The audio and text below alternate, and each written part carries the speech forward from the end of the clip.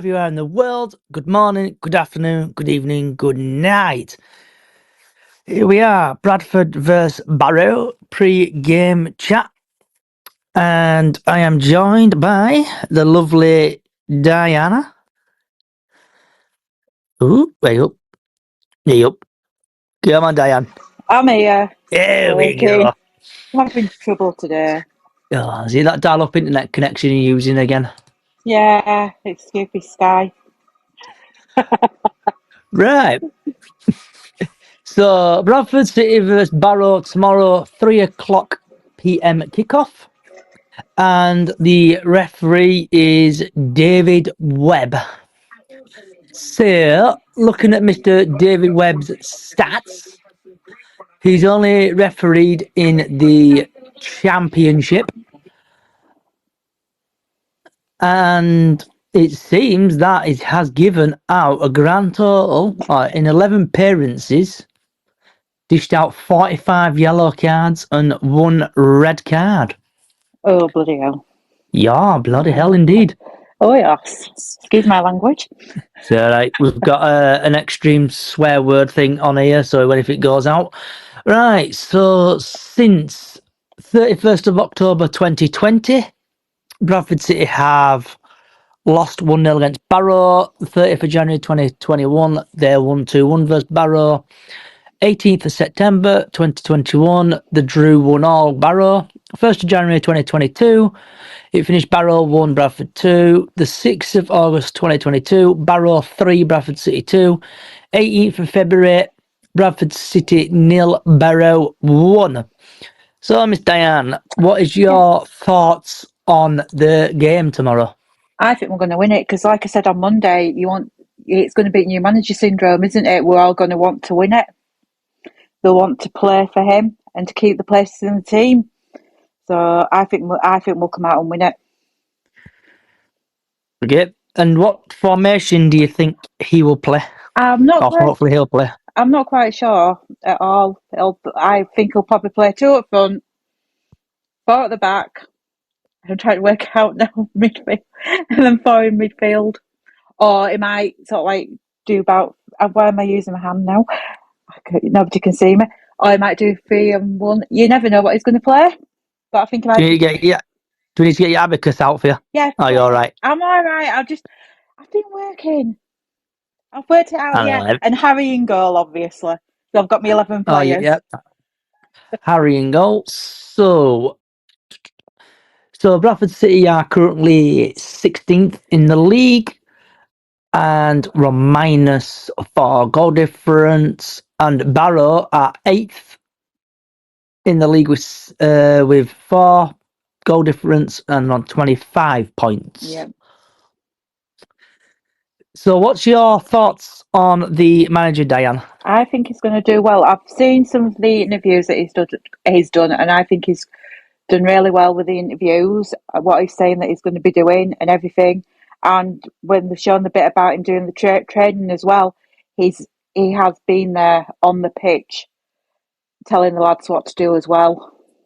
I've only just seen like little bits of it. And I think Chris, whatever he's called, Luke, I think he's going to be a good assistant manager to him as well. Okay. So with the teams and stuff, Yeah. who do you think he will pick in the team? Do you know, I was thinking about this on my way home from work walking. Obviously, Harry in goal. If you don't pick Harry, I'll be falling out with him. You know me. Probably Brad Halliday, Sam Stubbs, might do Matty Platt, and then Rydell on the where they are. Jamie, Gilead, and Smallwood, and that's 8 in it. Yeah, yeah, that's 8. And then probably Cookie up front, either Poynton or Smith with him. I've got that right, haven't I? Yeah, I've counted. Yeah, I'm hoping he plays 4-4-2 with the team. Yeah. Just like looking over his stats and stuff. Apparently he likes playing 4-4-2. Yeah. So let's just have a look at Graham Alexander's.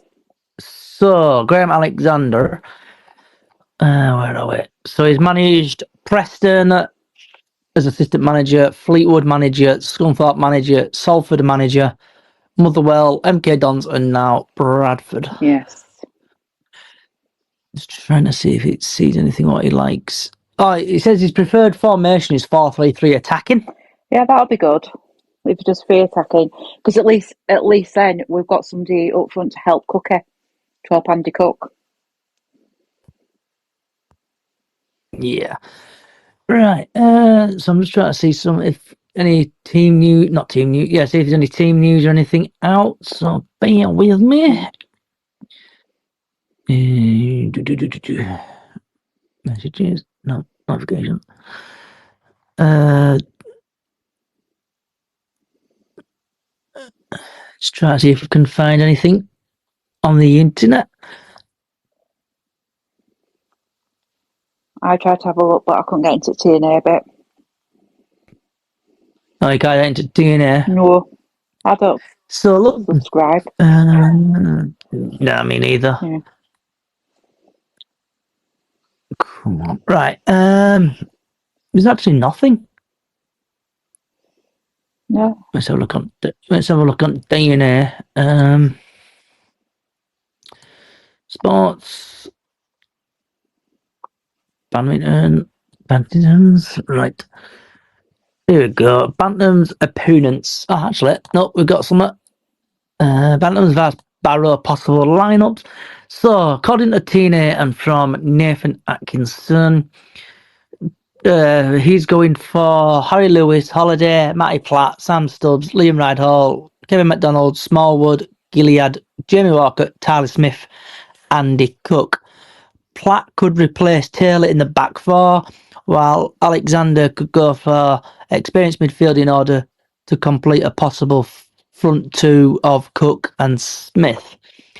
Leading top goal scorer is Andy Cook, and he's thinking the Barrow team would be Paul Farman, Chester, Ray, Neil Caravan. He'll be coming back if he's in the team. Yeah. David Worrell, Cots, Campbell, Spence, Elliott, Newby, Dan Tolford, who used to play for Crawley.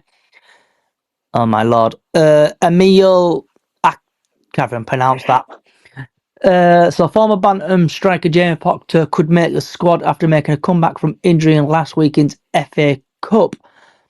Also, Ben Whitfield, who is on the Barrow bench. He's been, I think, linked with Bradford a couple of times, and a former, I think he used to be round at Bradford. I'm not 100% sure. And then one to watch, young midfielder Robbie Gotts closing on 100 appearances for Barrow, having made his debut for boyhood club Leeds, almost like a swear word on here, in the FA Cup against Arsenal in 2020. Oh, bloody hell. So the referee, the man in the middle this weekend, is County Durham, David Webb, who's refereed 11 championship games this season, but none in League Two. So I don't know if League Two is a punishment for him. He has handed out 45 yellow cards, just one red to the QPR Asma Beckenoff. Oh my God, I'm crap at pronouncing names. In the dire moments of 1-0 defeat to Leeds. His last game in charge of City was back in 2018 when he oversaw a goalless draw for Simon Grayson side at home to Shrewsbury Town in the League One. Yeah, I think he might have been demoted because if he's done something wrong at Championship, it's like you're going down to League Two. So it sounds like he's been demoted. Yeah, looks like he's been demoted, hasn't he? Yeah, definitely. All right, 2 seconds. So, Diane, have you got any more thoughts on the game? No, just I hope that we all get behind the boys and Graham Alexander being his first match, and there's going to be a good crowd there and everything. So I think there's going to be a better crowd than last week. Yeah, because it's his first game in charge, Yeah. the manager. It's Graham Alexander's first game in charge. So hopefully the fans will come out in force. Yeah, I know my mate that wasn't there last week, they're coming, but she had some stuff on last week, but yeah, she's coming. tomorrow, but the season ticket holders anyway. So, but yeah, I'm just going to log in onto the website and see how it's looking. Do you like for seat sales? Yeah. So on Fan Hub, Yes. when it kicks into action, I have gone for save. Lewis, Rydell, Holiday, Platt, Stubbs, Poynton, Gilead, Smallwood, Smith, Cook, and Walker. That is my starting 11. Yeah. Yeah, I've just been into where I sit in the corp. There's only 11 seats available. So it looks like it's quite a lot of people then have booked or started to get tickets and then come to watch the game. Yeah, yeah, it's all saying limited availability. So it should be a good crowd. So looking at a couple more stats, this is from the man in seat 67 on Twitter /X, whatever it's called now. Bobby Poynton has 97 chances created, 78 passes accuracy, 85% touch, 95% aerial duels won, and 51% defensive actions. So he's a proper diamond in the rough. Yeah, it sounds like it. Charlie, have you got anything you want to say, bud? The Paraders. I've sent you a request if you want to accept it or if you're just happy chilling. So, looking at other bits and bobs on social media. Oh, so it's like Graham Alexander wants the crowd to be happy and lively for his upcoming game. Yeah, that'll be good. Hello, Charlie. Welcome. Hi, how are you doing, mate? I am getting there, mate. Yourself? I'm good. I'm a bit under the weather today, but who cares? No, you haven't got COVID, have you? I don't know. I had it before, and this is worse than it. I got lucky when I had COVID, but yeah.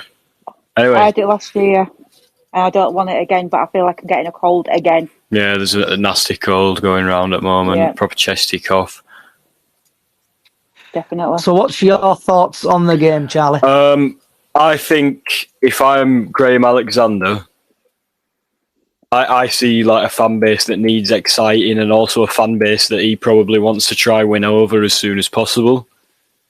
So I think he'll proper go for it. He'll proper go for it tomorrow. That's what I think. I think we'll see a lot of effort. I think we'll be very direct. I think we'll be very attacking. I don't know how well the lads maybe cottoned onto that. You know what I mean? They might still be learning what he wants them to do, so they might not do it the best, and we might not win. But I think we'll see a massive, massive change in mentality. What formation do you think you'll go for? Oh, I don't know, you see, because he likes his 4-4-2 or his 4-2-2-2 or his 2-4-2-2 or whatever. He has different ways of doing it. But he might even... I think he'll do 4-4-2 just because that's most similar to what we've done, because we do like the 4-2-3-1 at the moment. I think he'll try do a 4-4-2 just because it's a basic formation and it's something that they can easily learn. But I don't know. I don't know what he's going to do. I don't know what players he's going to pick. I think Cookie and Smith are going to start. I'll do a predicted lineup anyway. I think Cookie and Smith are going to start, and then I think he'll do either Walker or Chapman and Poynton. Then Gilead and Smallwood sitting deep, and then the traditional back four that we're all used to.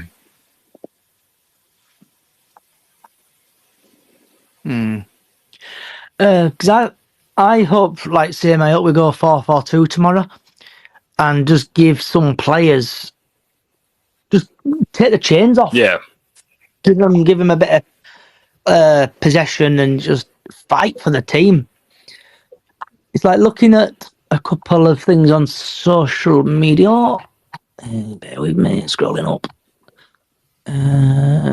Where are we? So this is Jamie Rayner, pre-Barrow chat with Brad Halliday.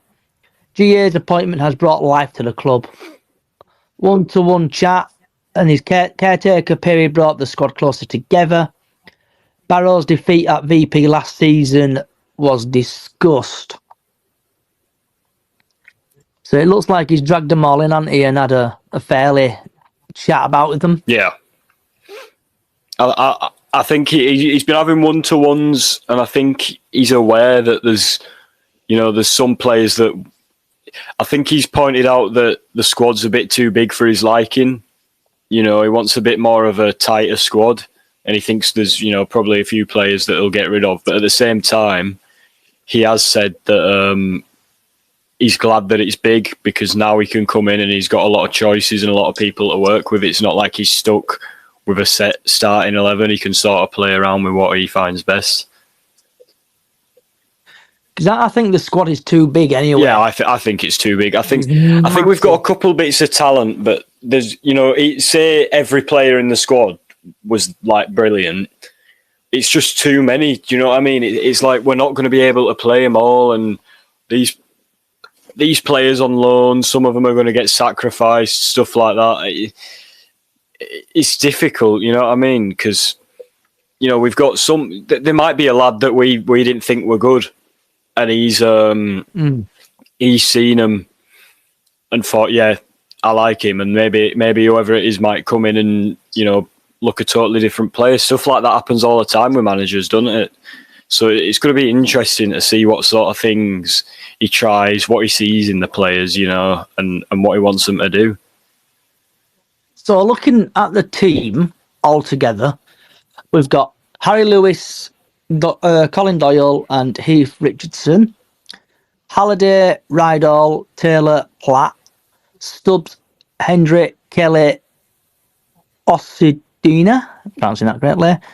Then we've got OK from Brentford.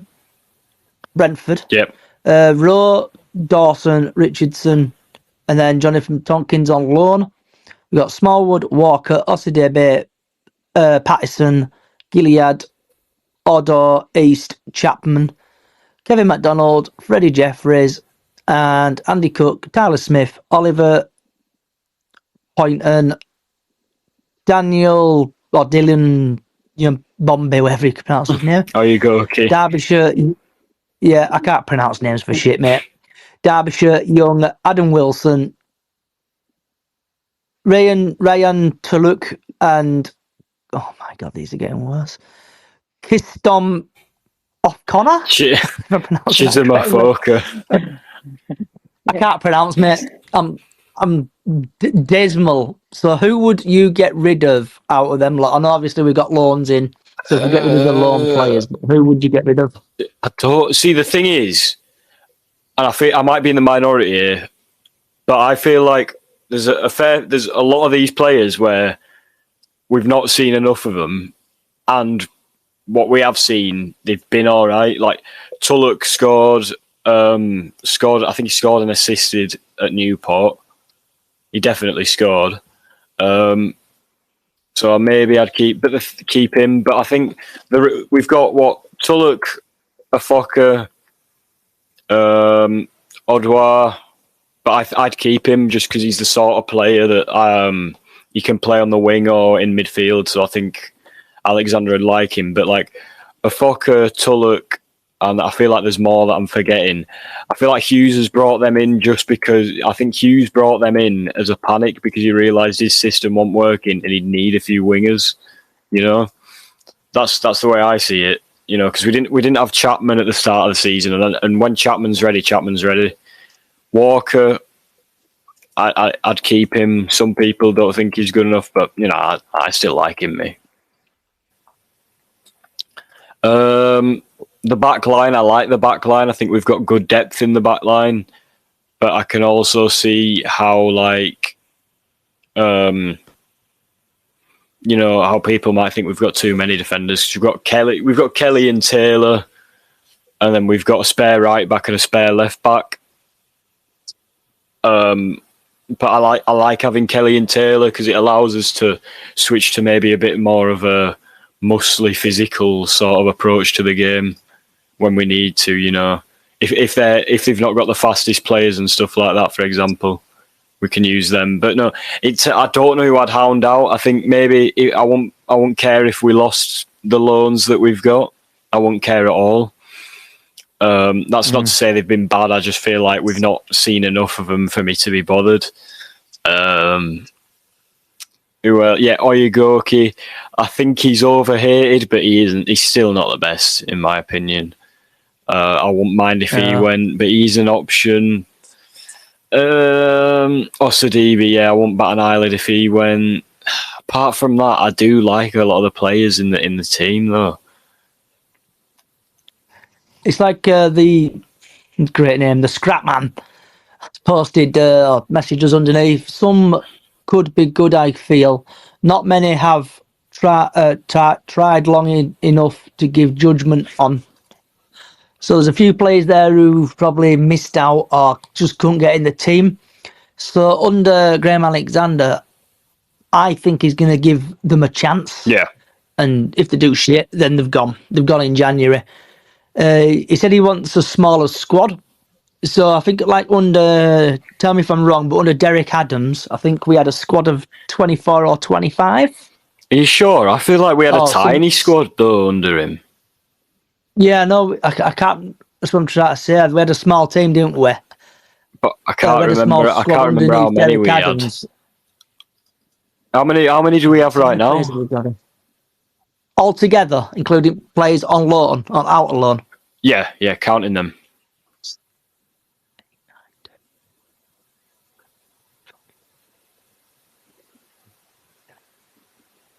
Okay. 21, 22, 23, 24, 25, 26, 27, 28, 29, 30, 31, 32, 33, 34. 36 players altogether. So really, we've got 3 starting 11s worth of players. Is that including the youth though, as well, or is that just? That's including the youth, players out on loan, players in on loan.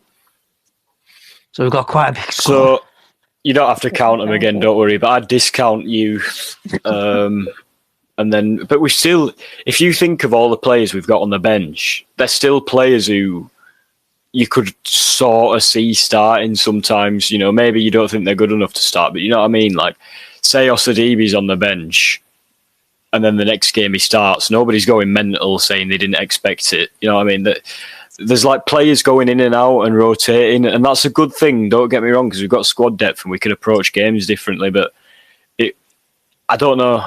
It feels like there's a lot of players who aren't going to get their chances, especially young loan players who are here to develop and get game time and experience.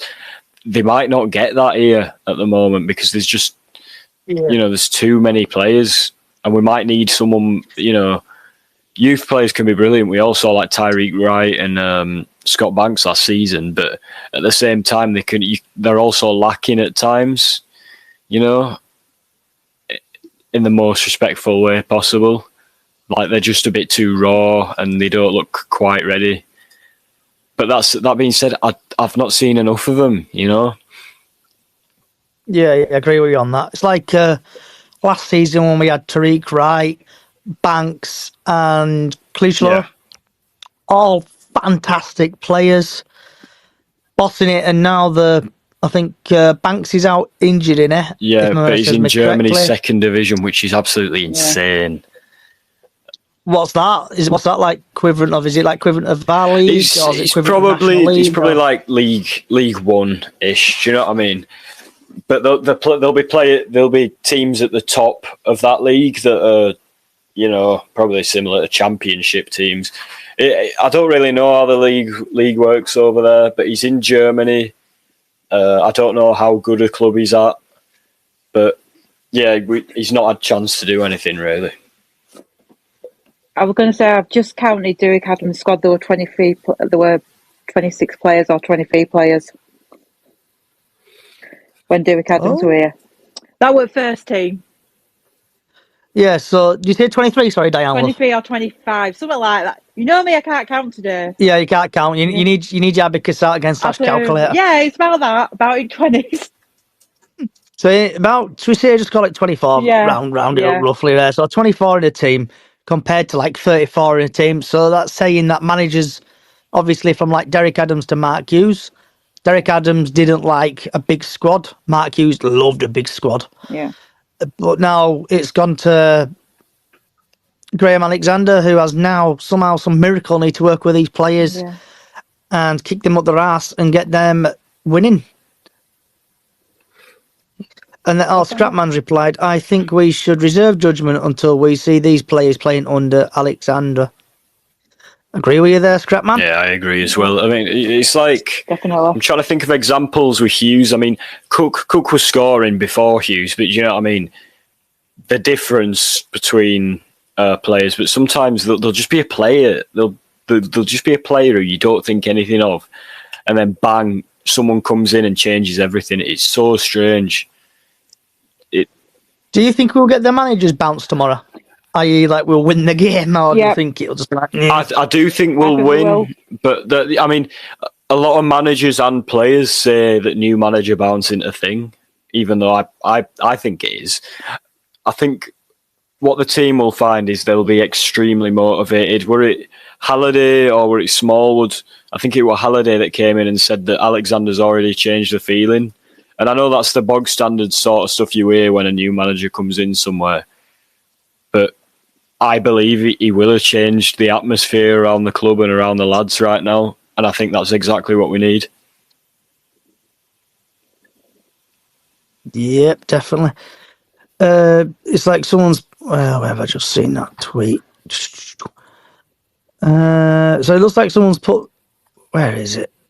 About Smith. I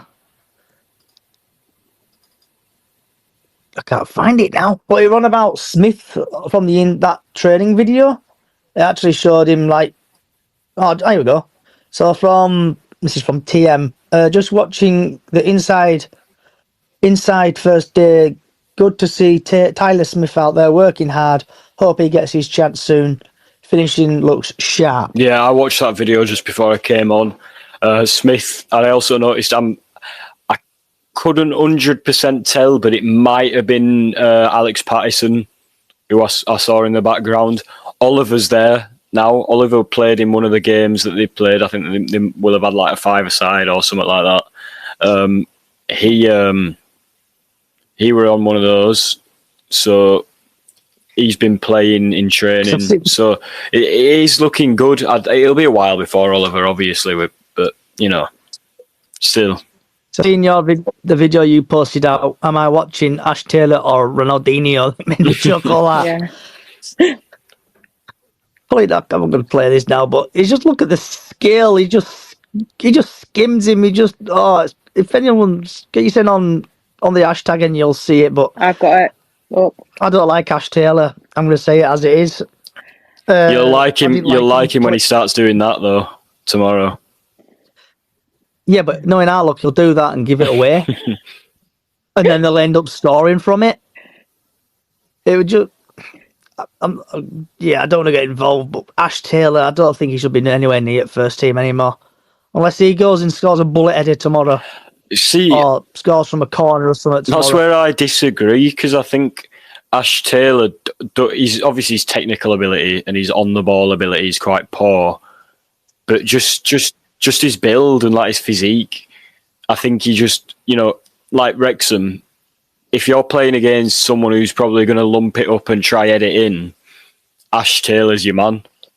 That's not to say that Ash Taylor starts every week for me.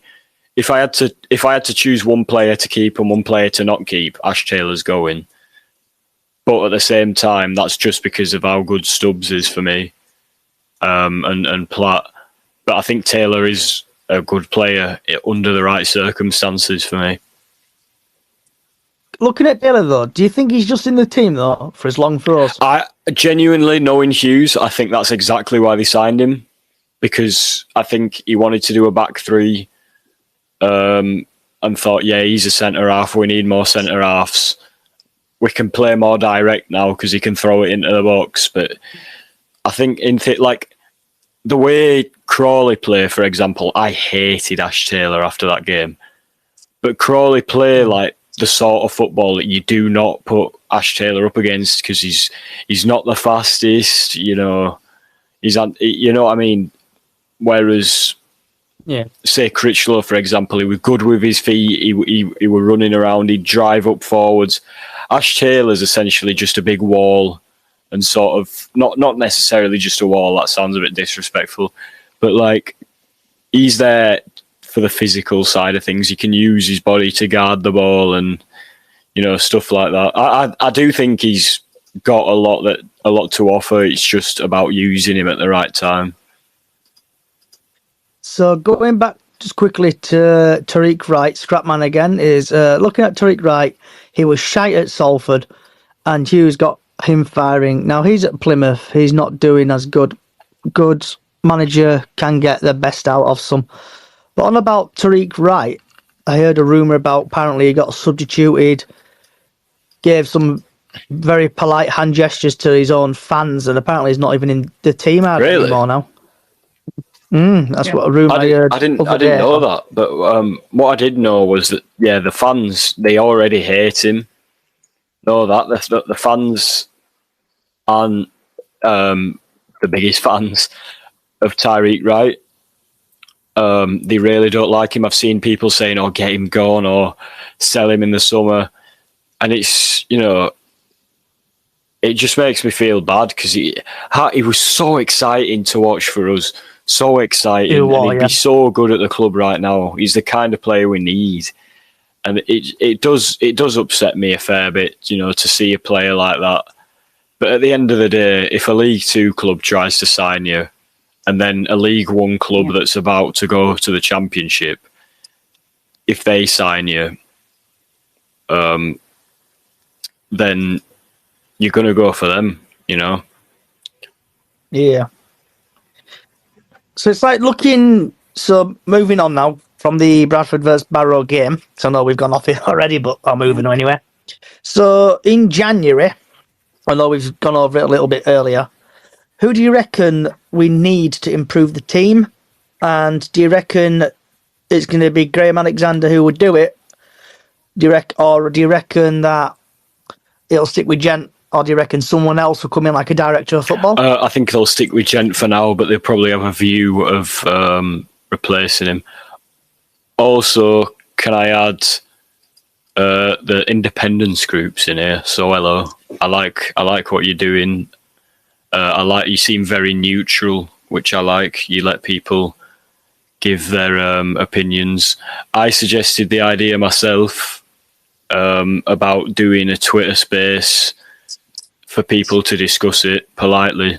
I don't know if you'd be a better person to do that. I'm just suggesting it because I think it'd be a good idea, and I'm not bothered if it's me who hosts it or you. I think it'd be better if it were you. And I do think the fans need some way to sort of discuss things.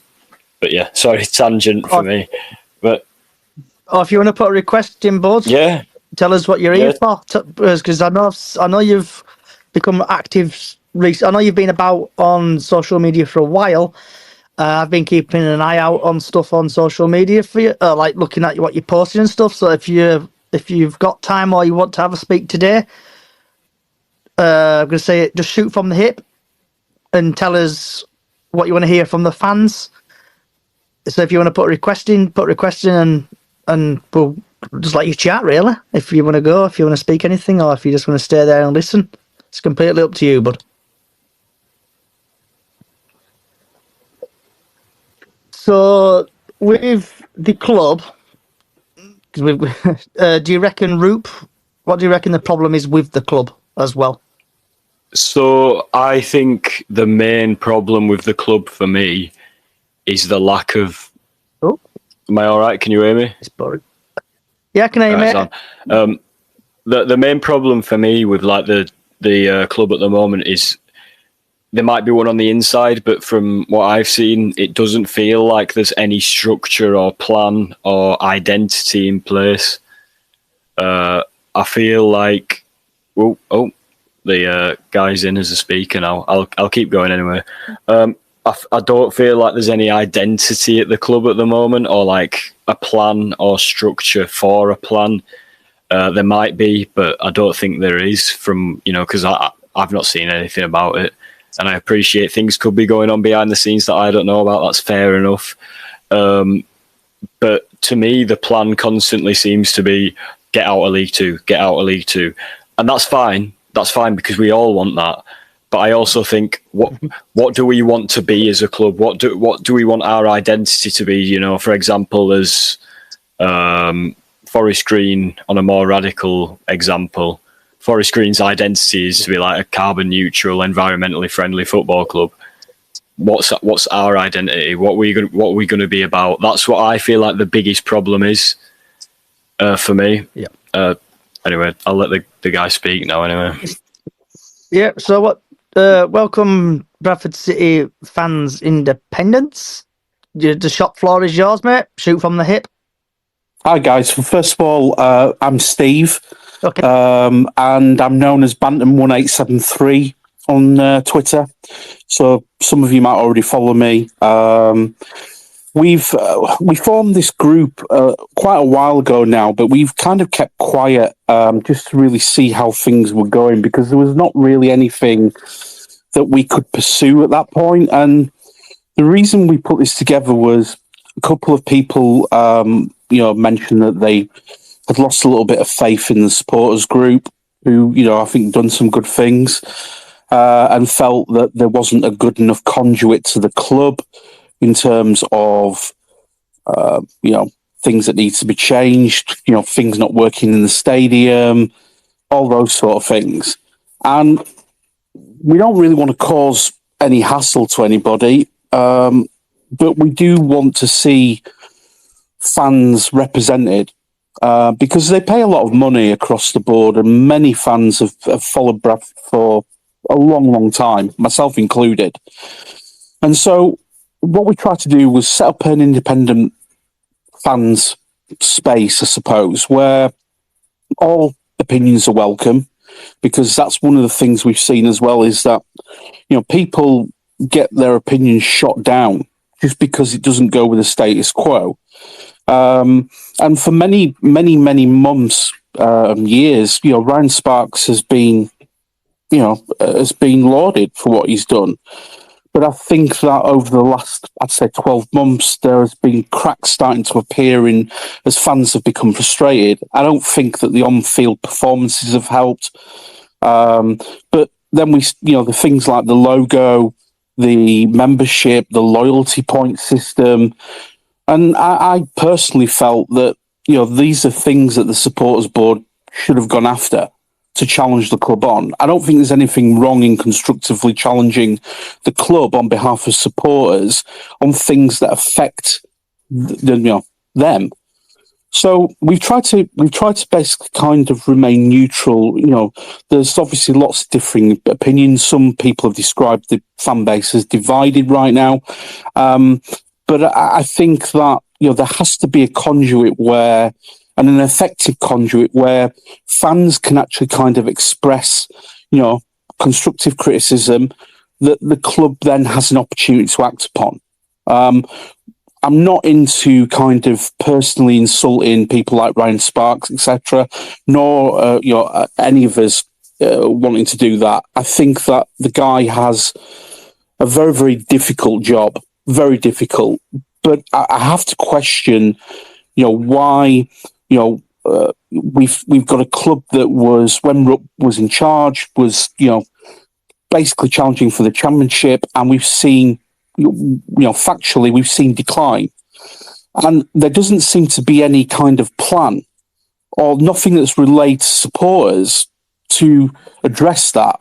And when we look at people like Stockport County, and that's been mentioned today in the poll that I ran and the comments in there, Stockport County have had like a 7-year plan, which the club is literally everything revolves around that plan. And you can start to see why Stockport are really, really kind of motoring at the moment and have been for some time. For a club as big as ours, why are we not kind of relaying that? Why are we not engaging with supporters to basically get them excited about that? Because I think one of the things that Bradford City fans get kind of tagged with all the times is that we're impatient. We don't give managers enough chance. I disagree with that. I think that we do give them that opportunity. We do support managers, But the reality is because there's no plan that's relayed by the club, there's no involvement for the supporters or anything to get behind, other than, will you buy these tickets, season tickets? Will you buy our shirts? And Bradford City fans will do that anyway. But I think it's coming to a head now because there's no strategy. The Mark Hughes sacking proved that there wasn't really a contingency in place. And so I think that frustration is starting to show pretty much across a big percentage of the fan base now. And for us as supporters, these guys might be in the job for 5, 6, 7 years. We're here for life. That's it. We don't get to choose our kind of allegiance. We're here for life. We have to sit there and take whatever's given to us. So what we're wanting now is we want to try and unite fans where we can. We have, and I speak for, there's 6 of us at the moment involved in this, and we want more people to engage with us and help us. But ultimately, the objective of this group is to represent supporters as best we can. We won't get everything right. We'll never tell any lies. And we definitely haven't got any egos. It's more so about how can we basically get, the club to take supporters' constructive feedback seriously and action it. And a prime example of that is the freestanding. We've been waiting forever and a day for, confirmation of freestanding. Sparks gave a communication out to the public. We've heard nothing since. So where does it, how long do we give the club to become accountable? And how long do we give the club to come up with a constructive plan, that actually supporters across the board can get on board with and support and do things to help? Because I don't think there's any doubt that as a fan base, when we hit 3:00 on a Saturday, everybody's wanting that club to be successful. Everybody wants them to win on field and win off field. So we've come into the light because we basically felt that now was the time to do so. We have no other agenda other than, can we support the club? Can we support fans? And can we identify an agenda, which we can feed back to the club and challenge them with action points to report back to us as supporters? I think the first and foremost is we do need a plan. There's no doubt about it. I think we've just kind of floated along on the back of 17,000, 18,000 kind of fan base, with really a mishmash of offering on the table from the club. So I might be wrong. That's my own personal opinion. But the fact is that I think we have an opportunity as a fan base to really kind of build something, a real good, close kind of unit that actually is working for the benefit of its supporters and ultimately will, supporting the club. I think that's about it, unless there's any questions. But there's really nothing else other than that. We're not interested in. I don't want to bicker with anybody. I believe we're all fans. We have differing opinions. Those opinions should be, respected. We might not agree with them, but it comes from a good heart in most cases. But ultimately, I think it's time now that we try and get this club out of League Two and really getting into a position where where we should be, in my opinion. Can I just say, first of all, I really appreciate what you're doing. Second of all, I'd like to say that the way you speak about your opinions, and I want to give you credit for the fact that you're not taking your opinions as the, sort of the be all and end all of it. You're open to other opinions, and that's what someone like yourself needs to do. I would also like to say this is a bit of a reach. I don't know if you want me to email you or if you want to follow me back so we can talk on DMs at some point, but I really would love to get involved with what you're doing, speak to you about stuff like that, because I think your approach to solving the problems and sort of the tension amongst the fans is exactly the same way that I view it. I've been, seeing your tweets recently. You've been responding to everyone regardless of opinion. Like you've just said now, you want to do something about it. You want the fans to have a voice. I want the fans to have a voice.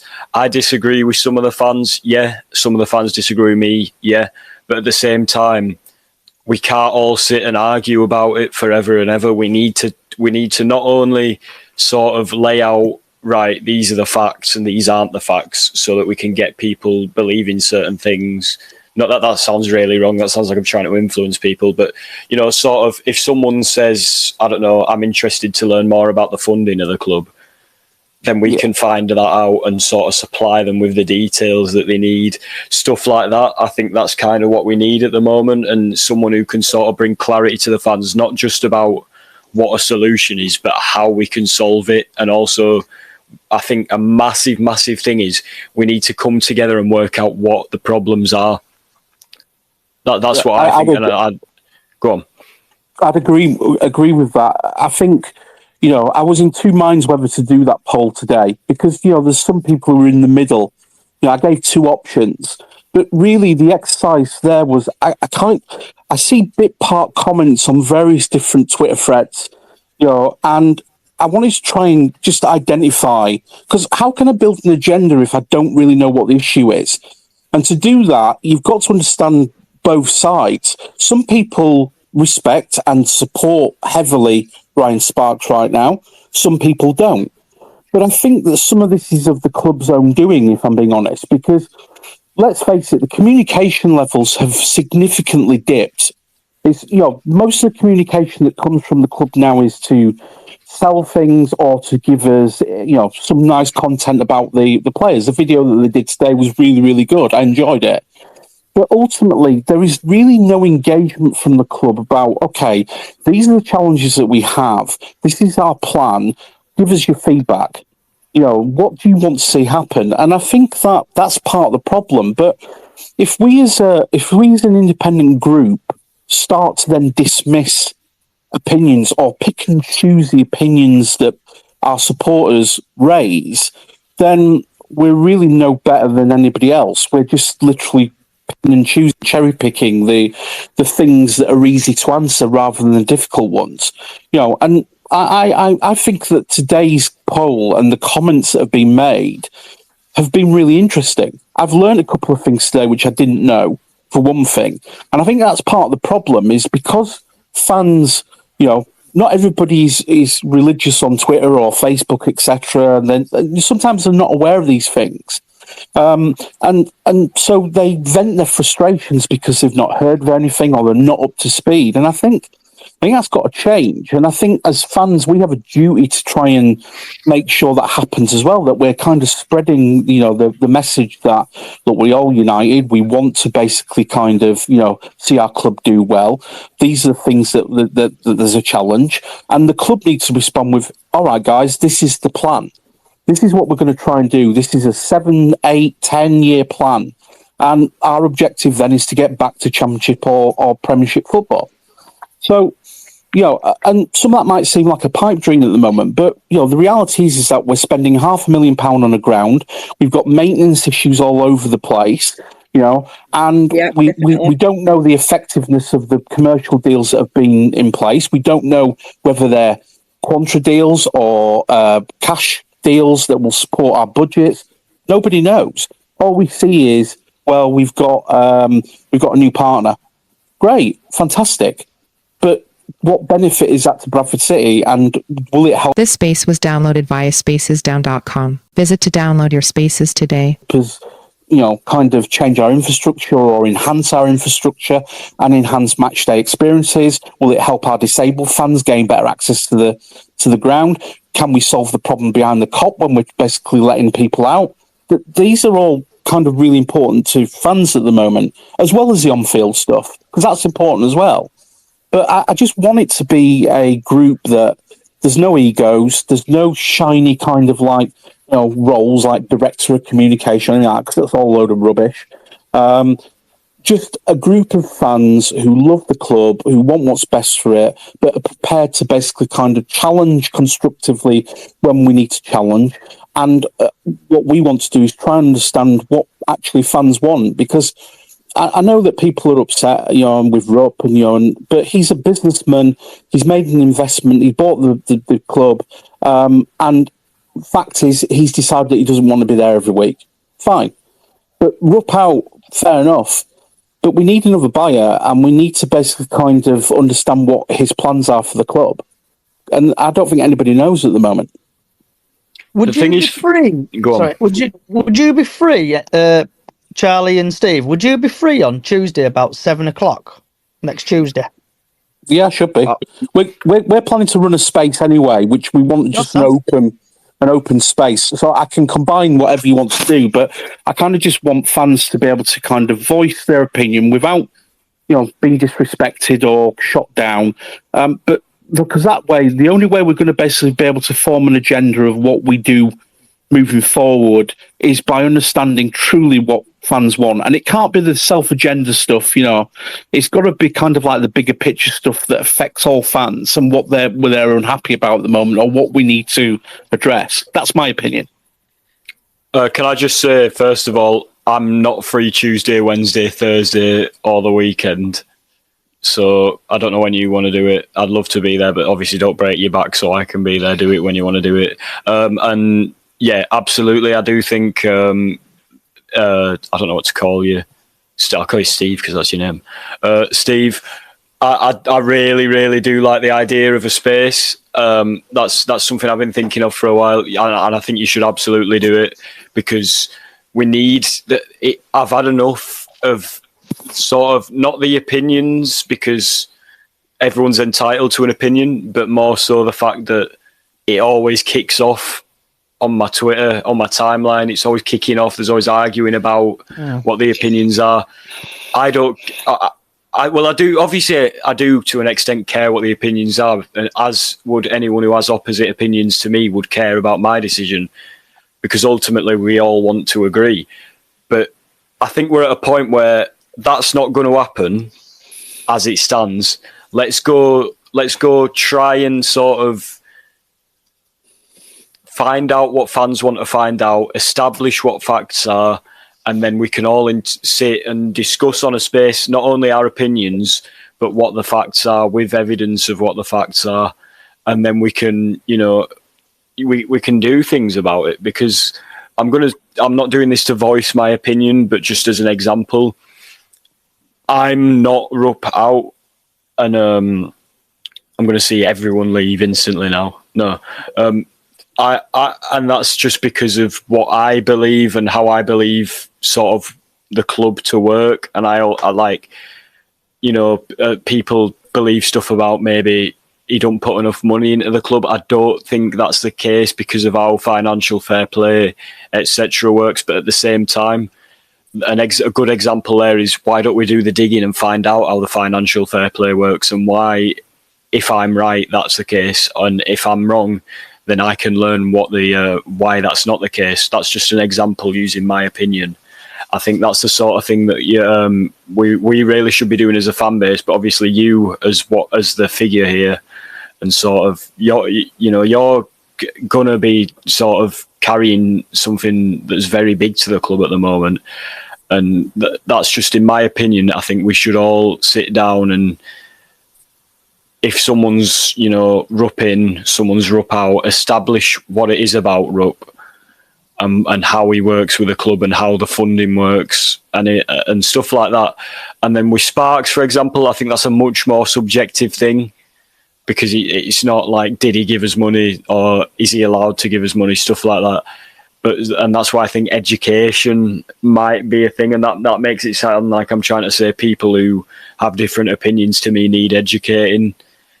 They don't. I could be the one that needs educating. So I think interacting with the community and sort of doing stuff like this and providing a debate on a space, whenever that may be, would be a good way for everyone to discuss and get on good terms with each other, because that's what we need. Because so what you're saying there, Charlie, sorry, and Steve as well. Some point when everybody's free, we'll just do a space. Whoever can, I'll record it or I'll do whatever, and like we could do Roop in, Roop out, have a discussion, people's opinions are off the chain, so it doesn't matter if you roop in or roop out, and we just have a proper discussion about stuff. Yeah, I think that's exactly what we need. We can have guests on, obviously make sure everyone's respectful to each other's opinions, but I think that's exactly what we need. You know, I think that's it. I hate seeing us all arguing on Twitter, because not only does it annoy me, it's just like, we don't need to be this hostile over opinions. We should use our opinions as a topic of discussion, and sort of, that's how I feel. Anyway, I don't know about you, Steve. You got something you want to say, Diane Lovestory? Yeah, I'm like with the parade. I hate it when I see people arguing on Twitter all the time about saying "roop out, sparks out," it's all their fault and everything. It's not fair, because you don't really want to see that. Like they've been saying, we are all fans. We all support the same club. It's like, I don't know if anyone's seen it, but there's a documentary on Amazon. And I think, let me just get it back up again. I think it's called, what's it called? Our Club, and it's about Portsmouth Football Club. And it's about how bad state they're in, and like the fans, fans groups come in and took over the club, basically financed it and stuff like that. So if it's an hard one, because I know with Roop, tell me if I'm wrong, but we're watching like the documentary. I can't remember the other German guy, but he came in, obviously bought the club with him, but then the other guy left, and Len Roop basically got left with a burden. So it's like you're saying, it's like a business, innit? He wants to keep, if he's keeping his baby, innit, really. But if people come in and offer want to take it, they'll come and take it. But like, I've heard rumours at games and stuff where apparently there's 3 people want to buy City. Apparently there's some Bradfordians. I've heard Americans, and I've heard like a Dutch feeder team or something going on with the club. Yeah, I've heard about that. Can I just say about a reply that you've received to the Yeah, go for it, bud. to the thing? Some guys just put, I think we should just get behind the lads and clap harder. That's not his opinion. That's him just taking the piss out of me about my views. He's not even listening anymore. But I'm not a just get behind the lads and clap harder kind of guy. I'm not sort of sat here assuming and pretending that there's nothing wrong with the club. At the start of the space, if this guy listens back, I expressed what I believe is wrong with the club. You know, I said I think we need direction. I think we need maybe a bit more communication with fans, stuff like that. So to say that I'm just a happy clapper actually quite offends me. And this is an example of the problem. I'm starting an argument with a guy who's not even listening. So that's City fans for you. But it's like crypto fans roop out, no excuses. People have got their opinions with the guy. I'm fine with Crypto Bantam saying that, because he's not getting arsey about my opinion, and that's fine. And he puts his money into the club. Why shouldn't he be allowed to say what he wants? That's fine by me. But it's just like dismissing other people's opinions is what annoys me. Crypto Bantam, go on, Steve. I think that my final kind of piece now, because I've spoke a lot, is look, the common denominator for all Bradford City fans is that we love the club. Because obviously you can follow sexier clubs than Bradford City, but if you're born in Bradford as I was, then it's my club, and I won't follow any other club, thick or thin. The reality is that there are problems at the moment, and there have been problems for some time. Let's be honest. Even last season, when we were, approaching the playoffs, there was, dissent across the board. Really, I think right now we have an opportunity to try and build something, a movement of some type. I don't really like describing it as that, but something that actually kind of allows fans of differing opinions to get a point across their point, and for our group, with as many bits of help that we can from our fans, to try and engage with the club. to try and get them to take these points seriously, and to try and basically get a reply from them in terms of what they're going to do. If we don't, can we honestly say that? Can we carry on as we are at the moment? Do you see success at this moment in time as a fan of our club based on the infrastructure that we currently have? Because I don't know if we do.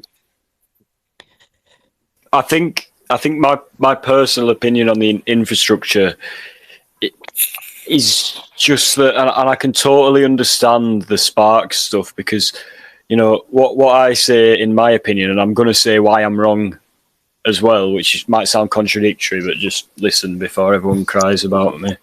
I think if I was Sparks, the decisions he's made, I probably would have made those decisions. And I think no fan complained with the decision at the time. But I guess what the situation is that ultimately those appointments haven't worked, and the man whose job it is to make sure those appointments work is Sparks. So that's why I can understand the Sparks criticism. And another thing I'd criticise Sparks for is maybe just not sticking with a manager. I said this under the thread you put out, Steve. I said that, when it came to it, I wanted Adams out and I wanted Hughes out. But at the same time, you've got to sit there and think maybe you've got to give a manager a little bit more time than we do as a club. And that's not to say we don't have a right to complain about results. Of course we do. I spent my money on going to, Tranmere away. I've been everywhere following City and watching us lose. And why don't we deserve, not just me, why don't the fan base deserve better? And I get that. So, but at the same time, thinking from a player perspective and sort of a grounded perspective, would it have been better to, keep certain managers in? Maybe if Sparks every now and then said, because Hughes, it did turn to shit, but maybe if Sparks gave him a bit of time, he could have turned it round, and that's just a hypothetical. We don't know what could have happened. Like I said, I got to Hughes out before anyone misinterprets that. And I just believe that it can't be good for the players, and it can't be good for the trajectory of the club to sort of stop and start constantly. And I get that we've had poor managers, but for me, even though I agree with the sackings at times, does it feel like maybe sometimes we need to keep someone in? It is hypothetical, when we don't know what could have happened. We could have kept Hughes and gone down. We could have kept Adams and gone down. But at the same time, I hope that makes sense. I'm going to cut myself off here because I'd just waffle on forever. But that's my thoughts on everything. So going back to what you were saying there, Charlie, it's like with Mark Hughes and stuff. I went to the Tranmere game, and Andy Cook came over. Everybody were clapping with Andy Cook and stuff like that. And then Mark Hughes came, and it just turned. But with the club, I see where people are coming from. It's like I'm going to go back to what Steve said earlier. So I've just got up the Bradford City Supporters Board meeting minutes, for example, about the leaking roof. And where I went. Is that the one where they asked for a pool table in Concourse? Yeah, after a pool table, yeah. So leaking roof in the Cop is worse than this season. Some supporters had to move seats due to heavy rain. Response: the specific issue has been forwarded to Chair, to Paula Watson, Director of Operations, and the club, who will contact the supporters who raised the issue directly. And then on about more entertainment, pool tables, arcade machines in the stand concourse. Well, that'd be funny if it all kicked off, wouldn't it? Can you imagine it? Space, basically space and supporters from the stadium are factors to consider. The pool tables will not be practical. Common sense is actually moved. But then with the club, I think they need to go back. Tell me if I'm wrong here, but they need to go back to how they were in the past under, I think when Mark Lawn were here, and they had like tickets for £1 and stuff like that. Family days. Can I just say, with tickets. Sorry to cut you off. Go for it, With mate. tickets for £1, obviously it's brilliant because we could just sell out the stadium like every match. But at the same time, a lot of our money does come from the fans, and that's what I believe we Rupp. The reason we have, like, I think the biggest problem for our funding is the grounds being rented out, and obviously that needs doing something about. And there's an argument to be made that why, if Rupp wants the club to succeed, a step in that is cutting out the rent fees and just paying for the ground, and then we have a little bit less money to spend at the start of every season. But like, if we already have cheap tickets compared to a lot of teams, even in this league, and our revenue comes from that, because I always use the Wrexham example. Wrexham make more money because they can get big sponsorship, because they have a lot of eyes on them, what with the documentary and being internationally known and stuff. So I get the stuff, and Mark Lawn, I was too young to know what Mark Lawn was up to, which is why I'm apologising for cutting you off, because you were explaining that to me. But with Rupp, it's very much we decide how much the budget is each season, and that's why I'm a bit shaky with Rupp out, because obviously we could have some, I don't know, Donald Trump could come and buy us, sure, and we'd be sorted forever. But at the same time, someone else could buy us, and it's sort of like, for me, I don't know what people want. If anyone here is, I don't know if what you think about Rupp, Steve, but if you want him out, speak to me about it. Crypto, I can see you laughing. You're going to be putting something down there about it, so I'll read that in a minute. Matty Ped. That sounds a bit of a dodgy name, but Matt, are you there, Yes, Matt? I'm here. So, what do you want to chat about today, fella? So I just caught the tail end then of the whole kind of Rupp out situation. Yep. And like the parader then, I'm very uneasy about the shouting for that.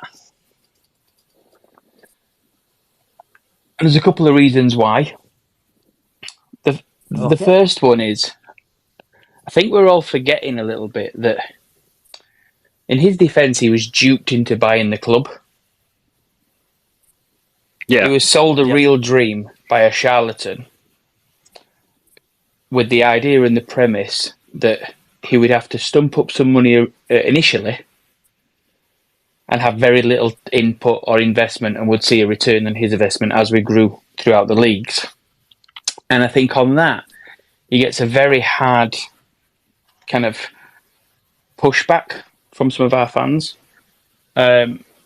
These are the same people that were also conned by Ratic. Julian Rhodes and Mark Lawn, I think they get off very, very easily with their involvement in that deal. And Rupp has been very open and honest in the sense that he don't want to put any money in. He put some money in to save us during COVID, etc. But the idea is to be sustainable. And I was listening to a podcast, The Hard Truth, with the Peterborough chairman, and he talked very open and honestly about how we could publicly put our club up for sale should Rupp want to.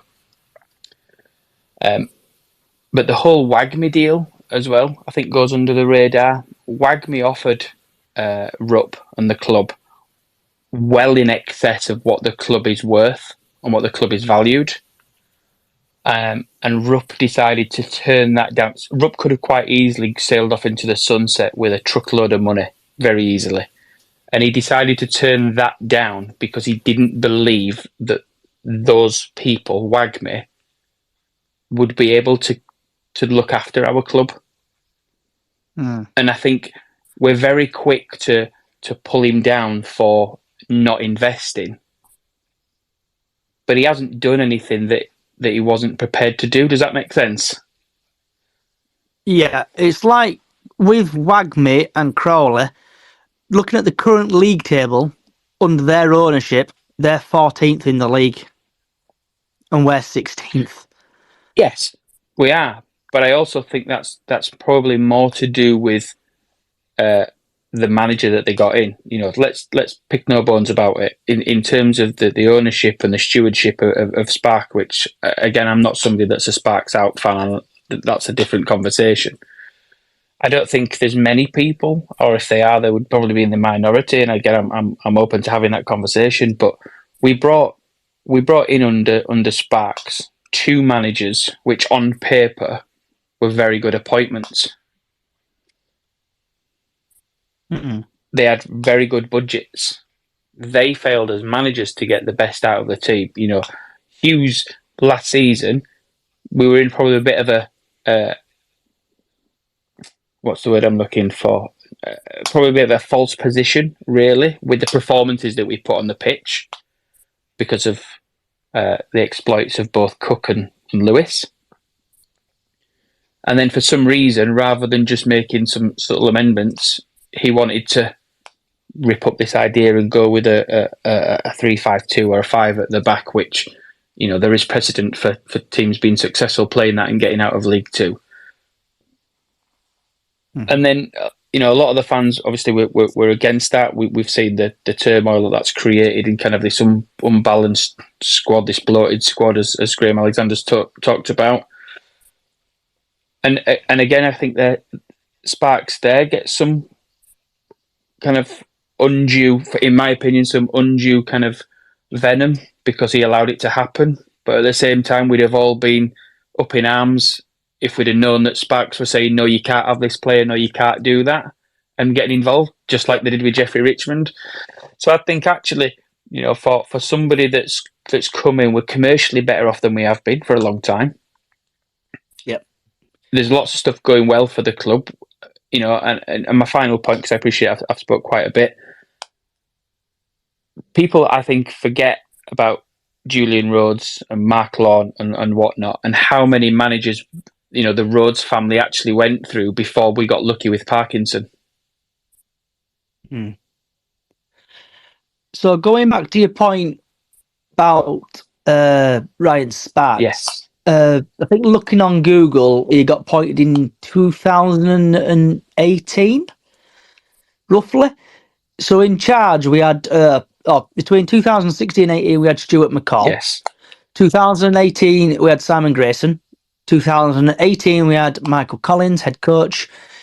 2018-19, Hopkins. 2019-20, Gary Bowyer. 2020, Stuart McCall. 2020, Mark Truman. 2021, Truman and Seller. It's like a boy band, isn't it? 2021, Truman and Seller again. 21-22, the guy who could not get a better manager, Derek Adams. 2022, Mark Truman. 2022-2023, Mark Hughes. I've got a painting for sale if anyone wants to buy that. 2023. I'll put it on my dartboard. Yeah, put it on your dartboard. 30 quid for you. Oh, Mates rates. Oh, thanks. Kevin Cheers. McDonald, 2023, and then Mark Truman, 2023, and then Graham Alexander, 23 to present. So, going back to your point again about managers, but and also I'm going to add staff members. Yep.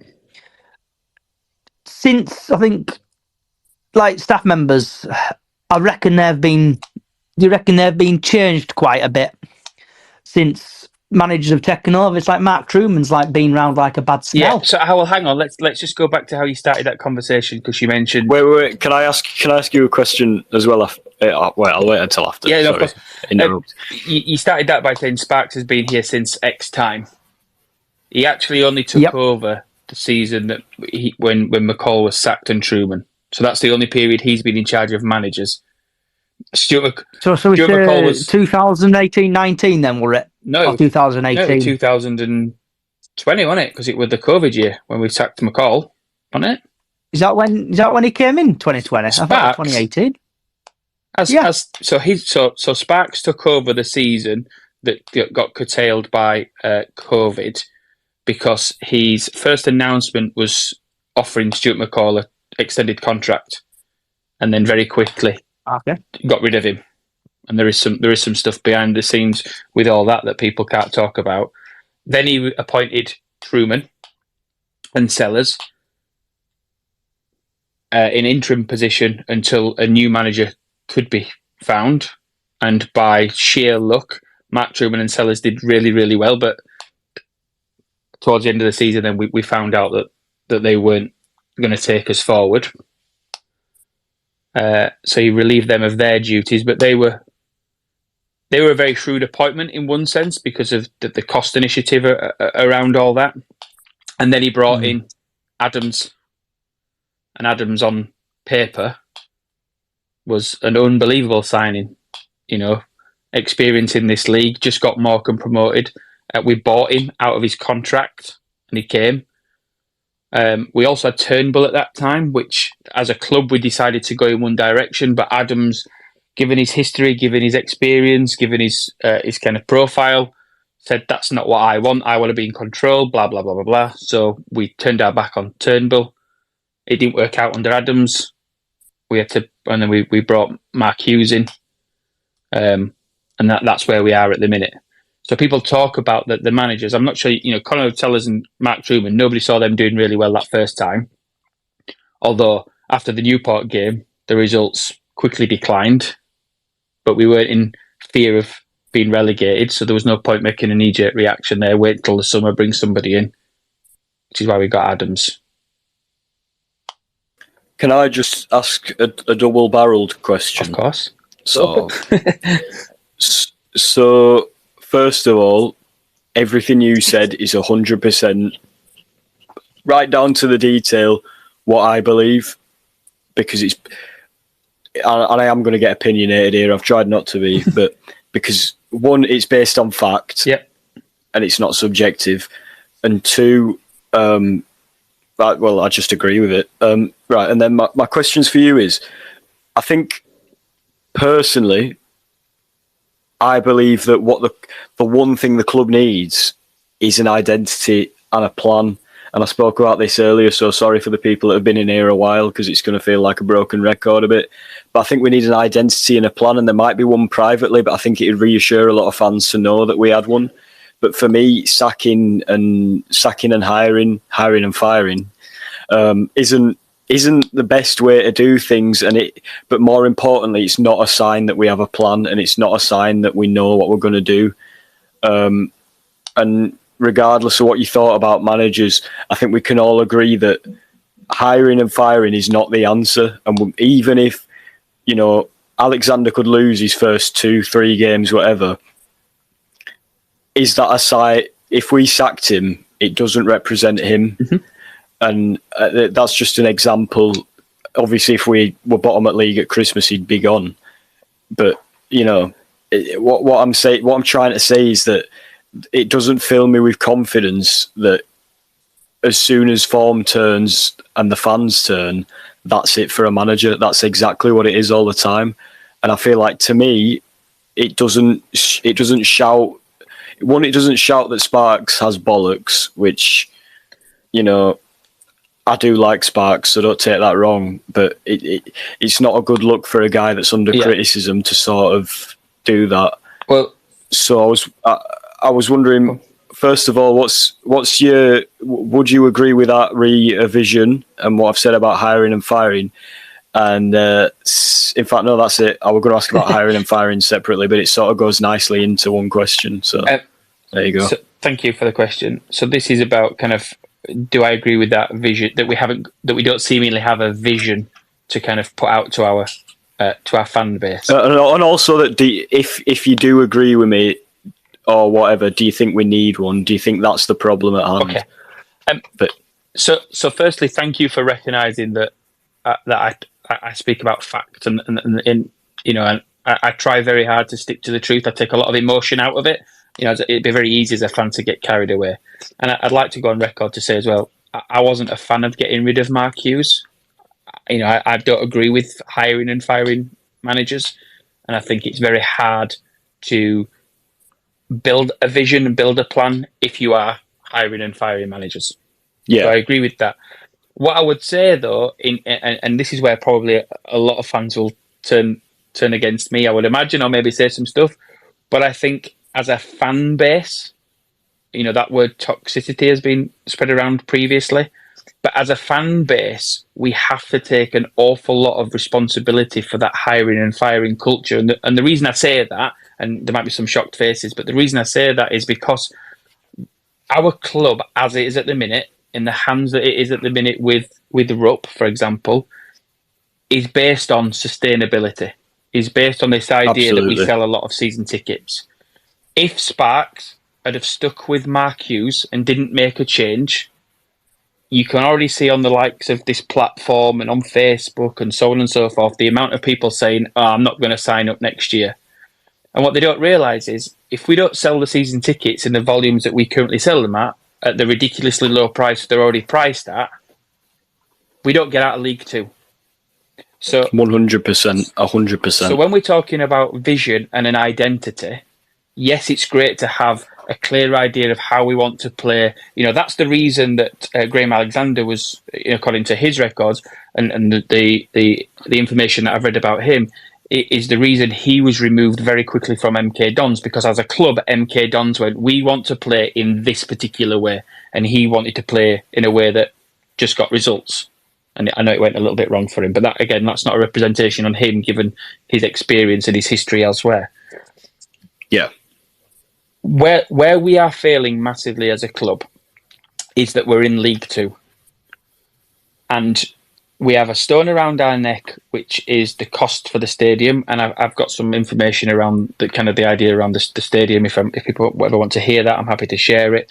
And until we get out of League Two, we can't really stamp a vision and an authority, because we don't have the longer we're in League Two, the more we're going to suffer.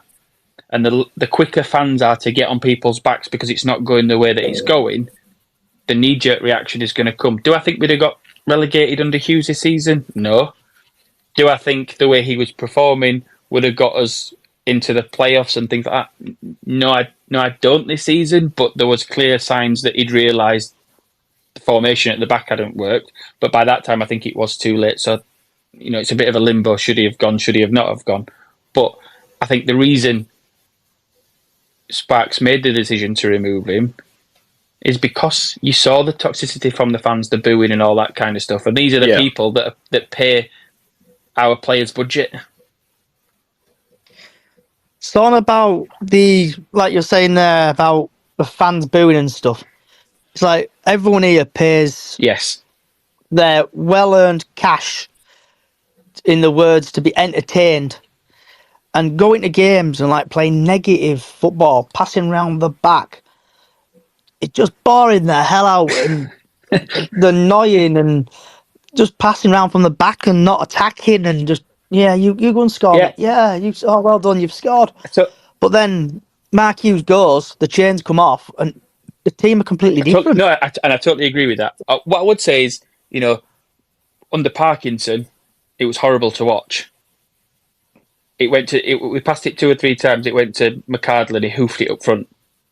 So, there is an argument for different styles, and I don't know about any other fan. I want to win.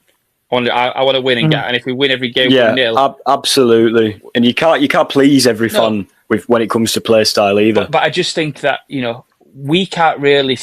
We're not financially in a position where we can afford to have a clear vision, if that makes sense. Sparks has come out a couple of times. Beginning of the season, he said, we want to be attacking more. We want to be doing this, and they all say the right things. It's like that age-old sentence by Mike Tyson, right? Everyone's got a plan until they get punched in the face. Sparks and the club had a vision to play attacking football, to play exciting football, and then Hughes doesn't play that because he's the manager, and Sparks doesn't get involved, telling him how you should play this, because if that got out, the fans would be even worse at him going, leave, what do you know about management? I've already seen people saying, what do you know about running a football club? We're so quick to pull the knives out on a guy that is basically single-handedly keeping our club ticking along until somebody comes in and offers us money and can invest in us and move us forward. So go on. Sorry. So Sam has just tweeted us, until we get to League One, brackets if, I am not asked about the football as long as we get a win. But if we play shit football and don't get a result, that is the problem. Because think about this, right? I don't know the exact figures, right? So, but I'll be really simple with the mathematics, right? We pay £1 million, say for example, per year to rent the stadium, right? And I know that's not right, but let's just go with that simple maths. In League Two, let's say for example, from the FA, we get £1 million. So we're on 0 footing there because that £1 million that we get helps to pay for the ground, right? And then all the season tickets goes towards a playing budget. If we get into League One, the money that we get from the FA increases. So all of a sudden we're better off financially, which means we're then in a better position to pay for better players, to have a strategy. Does that make sense? Getting out of League Two it is the be all and end all for our club. Our history shows that we've spent more time in League Two and League One than anywhere else, right? But we can all agree that with the fans that we've got, the size that we've got, we should be a championship club. But I also think as well, those figures about how much, we talk about how great our fan base is and the numbers that turn up. If you added an extra £50 to each season ticket at the same numbers, we'd be even better, right? We'd have more money, we'd be laughing. But I would put my mortgage against the majority of the people that buy a season ticket. If it went up even more, would complain and not get a season ticket. So, On about the finances, I've just hung it on Google and it's actually come up with the Bradford City, like the main page. So this is 2021 to 2022 accounts review. This is on the official Bradford City website. We've had 6.8 million operation income, 0.5 transfer income, 7.3 total income, 2.9 million first team players and management, and yada yada yada. But like further down, it's on about COVID and basically paying Derek Adams out. Where are we? We've got 2 managers to pay out. Well, not 2 managers. You know what I mean? So I'm not sure how. And he would have been cheap. Yes, I'm not sure how up to date the Adams figures will be because you pay him out until he gets another job, and he got into a job very quickly. Right. Yeah. Whereas Hughes, I can't imagine he's going to manage ever again, right? So we have that to pay. However, that's dressed up, and it won't be over. It won't be one thing. 299000 was significantly, I can't even pronounce that word, by the departure of first team manager Derek Adams in February. So that's nearly 300 grand or 300k we paid out to Derek Adams. Yeah.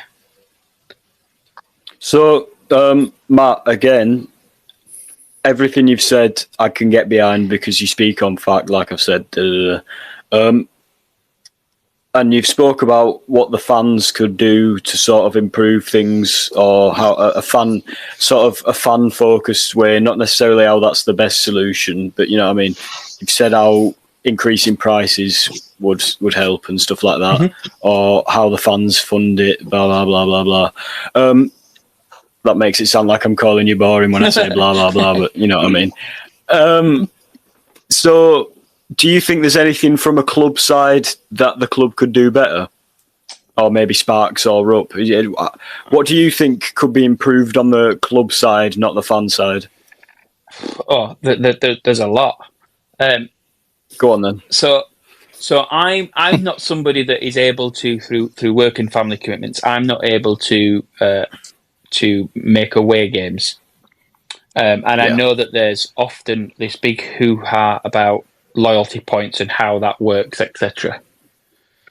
One of the things I would advocate for, and again, this is a very kind of high level, I've not looked into the numbers specifically, but I would almost create another season ticket for away fans so that you pay, I don't know, maybe £30 for a year to be the first person to get a season ticket for an away game. It's not about loyalty points, because those people that often go to the away games would probably, if they knew there was a way to guarantee a ticket almost, or be certainly get first refusal would probably pay that difference rather than having to worry about, I'm going to 3 away games, so I only get 3 points or something like that. Does that make sense? They I did think it in the that's past. go on. Sorry, they did it in the past though, Matt, where you paid 30, 40 quid or whatever it was for. It was 50 quid from memory. It was like an exclusive travel pass or something. Okay. Yeah, Yeah, I used to and have then that. you would basically Salford tickets would sell out in space of like 2 minutes. You would have to be quick on But it. I would also, so this is the other thing as well, I would also limit tickets to 1 per person. I think, and again, you're not gonna appease everybody, right? But I would imagine most people that go to away games go with their friends, or Yeah. family. So if you all had a unique season ticket number for away travel, for example, and you were able to give those numbers, then each ticket would be attributed to that season ticket number. So you're not falling into a case where somebody just turns up and goes, "I want 20 tickets," for example, and then tries to resell them. You've got actual analytics, you've got actual data attributed to who's bought those tickets. It would also then help with the seeming problems that we have with the younger generation at the moment, who are causing problems that we end up being fined for because the ticket you've got in your hand has a digital code, and that's attributed to that ticket.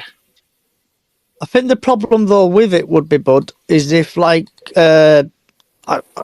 Torchy and stuff like that, Bingley Bantams, Shipley Bantams and all them lot, they'll probably find a fault with it where, say, they'll try to fill a coach up and say you can't get a ticket for that game, for example, but you want to go on the coach, you can't go to the game. If that makes sense where I'm coming from. Yeah. So again, there would be some leniency with that because, if we're going to be, really honest about things, right? Everybody knows what away games are happening at the beginning of the season. So it's not like an away game is sprung on people.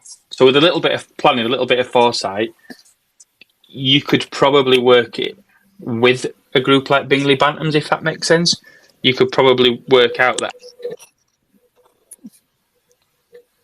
Yeah, it's like with. Oh, has he muted himself? With that though, it's like, for example, what game can I think of? I can't remember what game it was, but they're like a game in the past where the tickets have gone live like a week before because there's been an absolute balls up from like whoever sent them out. Was it Carlisle? Can't remember what game it was. There were proper balls up with it, and tickets. It happens all the time, though, stuff like that. But like we've met on about away travel and stuff. It's like there's some teams now. I'm going to go. I think is it Stockport, not Stockport. Sutton and AFC Wimbledon. They do like QR codes, and I thought it would be easy if like most of the teams like would do a QR code, or 20 is plenty for a away ticket. Well, no, I think that the reason we're talking about away tickets, though, is purely because we could an away season ticket could fund the club, and it's a way for fans who want to fund the club more, and it doesn't necessarily take away for those who can't. But like for me, I go to every away day that I'm available for. I would 100% buy that, and it's extra money for the club. Sorry to interrupt, because there's a couple of things to pick apart there, right? What somebody on here is probably better addressed to tell me this. What is the highest away following we can take somewhere? Like, what's the highest number of tickets we could get for an away game? It depends on where you're going.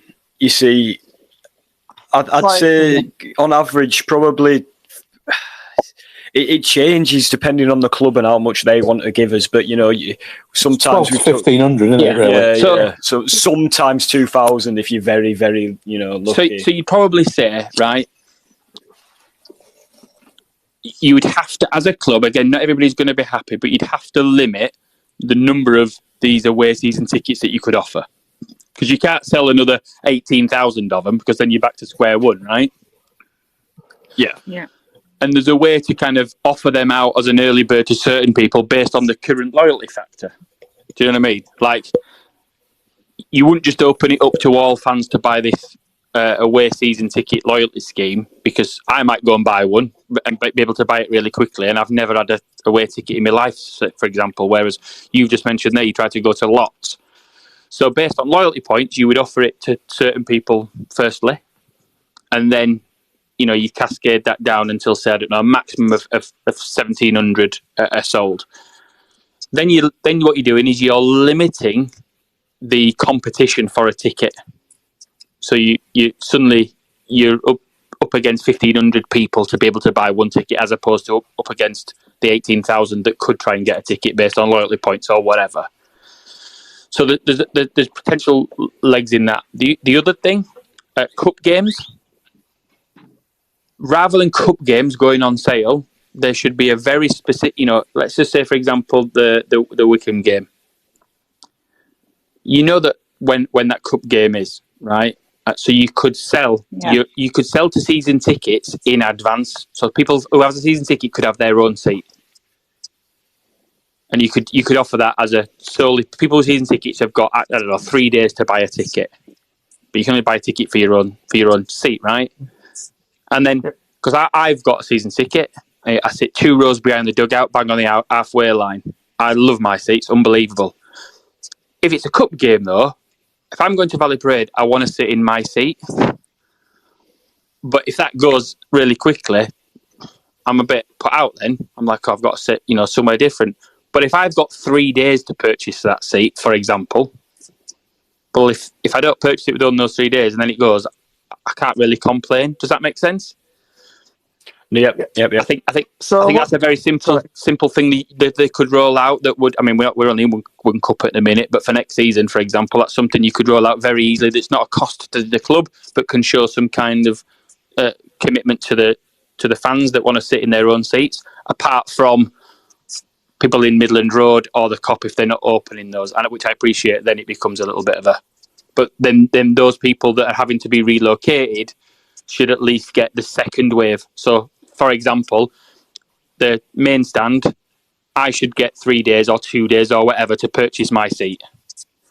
If we're at a cup game where, say, for example, they're not opening the Cop or they're not opening Midland Road, and those people have got to logistically move out of their seats, they should get then 2 days to find an alternative seat, and then it should be opened up to the masses. That would be something very simple that you could roll out that would make that whole process a little bit easier to swallow. Yep. Have you got anything, Steve? Sorry, I know you've had your hand up for a while. Have you got any thoughts on Steve? To be honest with you, I was just saying I have to go, and I just wanted to thank you for the opportunity to speak, guys, and thanks for people for listening. I'm sorry to cut and run. Unfortunately, I've got to go have some dinner now. So thanks very much. If anybody has any questions, please get in touch. We're not. We're open to kind of all ideas, and just keep watching out for the space. And if you do want to do a joint space, then let us know. Steve, could you drop me a follow back, because I can't DM you since I'm not. Yeah, I will do in a second, Cheers, mate. Yeah, sorry. So thanks, guys. Really appreciate it. Thank you for listening. Thank you. So on that, Steve, me and Charlie and probably a couple of other people will organise something when everybody's free, and we'll go from there, mate. If that's okay. Thanks so much. Appreciate it. Cheers, and Mr. Diane? And let's get a win tomorrow, for God's sake. Yeah. Up the chicken! Up the chickens! On that, I'm probably going to have to leave as well, because I've got some other meetings to kind of take part in. But I'd like to thank everybody for kind of giving me some time to speak. I've been quite vocal on Twitter recently, especially asking people questions against their opinions, which I'm all for free speech, but I like things to be backed up with kind of rational thought and facts. Before I dip out, if anybody else has another question for me, I'm happy to answer. Or I want to say thanks for coming, Matt. And we're going to have, like, me and Diane and a couple of them, and Charlie, aka Parade, and my friend Callie and Stan. We normally do like pre and post match chats, so we're always welcoming people to come and join us and stuff, and just have a chat and just have a discussion. Brilliant. Thank you. Yeah. Charlie? I just wanted to say, is there anything else you'd think? Because obviously we went on a tangent about away season tickets rather than stuff that had sort of helped the club. So if there's any like last point you could squeeze in on how the club could do things to help the club. What I'd like to do is actually give it a little bit more thought. There are a number of things, but I think if I was just to blurt them out now, they'd come across as a bit wishy-washy, and I don't think they'd do anybody any justice. But I definitely have some ideas that I think would benefit on both sides. All right. I just want to say as well, you speak really well. You're on my side at arguments, so that's good for me. But yeah, cheers for coming on, mate. Thank you very much. Cheers, Matt. Thank you. Diane, love, you got your hand up in the corner there? Yeah, I've been sat here waiting patiently. I'm a woman. I don't push it. No, I was just going to say I was going to agree with him about the seats, like the cup games and everything. But luckily, when the Wickham tickets went on sale, I got my seat. I made sure nobody could get it straight away. Right. So, yeah. I know we've waffled on very much. So, my favourite part. What's the score going to be tomorrow? Diane? Oh, I'm going to say 2-1. Parada? Charlotte? I'm going to say 2-0. 2-0 win. Oh, I've noticed I've not got faith in Harry. He's not faith in Harry. I think it's going to be 1-0 City. And on that note, wherever you are in the world, good morning, good afternoon, good evening, good night. Thank you, everybody, for joining. I hope Scrapman thinks it's going to be finished 2-0 Bradford. You can follow this podcast on Apple Music, Spotify, and even we're going global, iHeartRadio. Wow. Also, you can get us on Bradford City Up the Chickens on Facebook. Possibly we're in discussion. We might do a space tomorrow about I think I set it for 5:30. Thank you for listening, everybody. Good night. Night. Bye.